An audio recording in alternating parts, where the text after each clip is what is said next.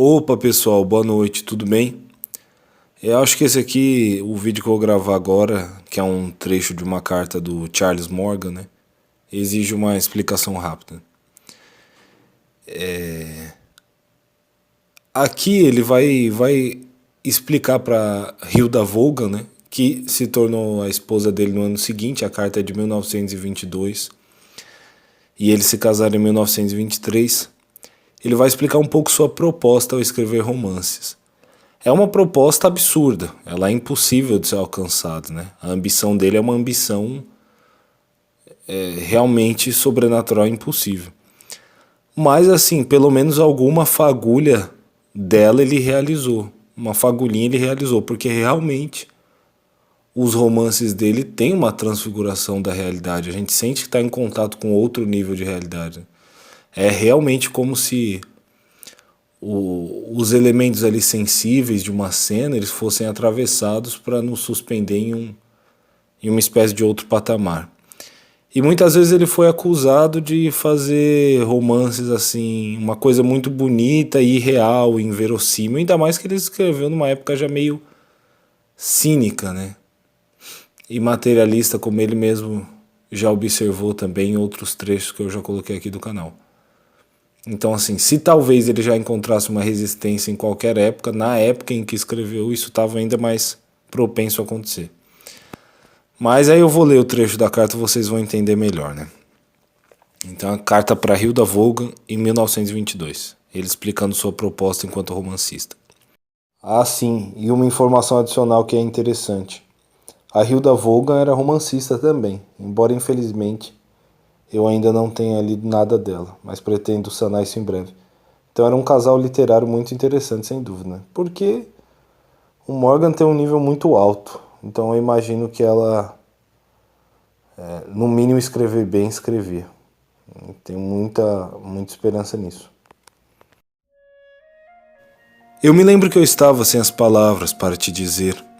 Falei mais ou menos isto. Que eu queria escrever sobre o mundo moderno, sobre a intimidade e as paixões de homens e mulheres como elas eram vistas segundo os olhos de Deus. Eis porque minhas personagens em Meu Nome é Legião agem de modo, aspas, antinatural. Eu te disse certa vez que estava tentando expressar seus subconscientes através de atos visíveis. É a verdade, de certo modo, mas não toda a verdade. Elas eram, aspas, antinaturais, porque para nós natural é a palavra com a qual descrevemos as reações racionais, intelectuais e vindas dos desejos físicos. Mas por sob a razão, ao espírito, por sob o intelecto ao espírito, por sob o desejo ao espírito. E o que Deus considera como naturais são as reações do espírito. Ele pode sobrevoar ou atravessar a razão, o intelecto e o desejo. Ele vê através deles.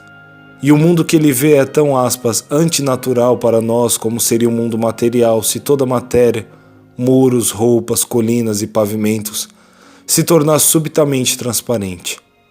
O que observamos, aquilo sobre o que normalmente escrevemos, é transparente para ele.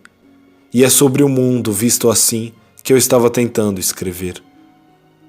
Talvez eu nunca seja capaz de deixar isso claro. Até o momento, sequer fui capaz de dizer isso a você. Estou tentando fazer algo incomensuravelmente maior do que literatura. Algo que o gênero romance pelo menos jamais tentou. Pode ser uma tarefa impossível e, de tempos em tempos, eu a deixarei de lado e escreverei algo que esteja ao meu alcance. E esses livros, que eu espero que continuem sendo bons livros, talvez sejam bem-sucedidos. O restante pode ser uma tentativa fútil de adaptar o meio literário a algo que está além. Mas de agora em diante, pelo menos, você terá em algum lugar no fundo de sua mente a ideia do que estou tentando fazer. E se no final houver um fracasso diante do mundo, você não achará que foi um fracasso pequeno. Mas se isso acontecer, não tente explicar ao mundo. As pessoas não entenderão se eu mesmo não tiver sido capaz de as fazer entender.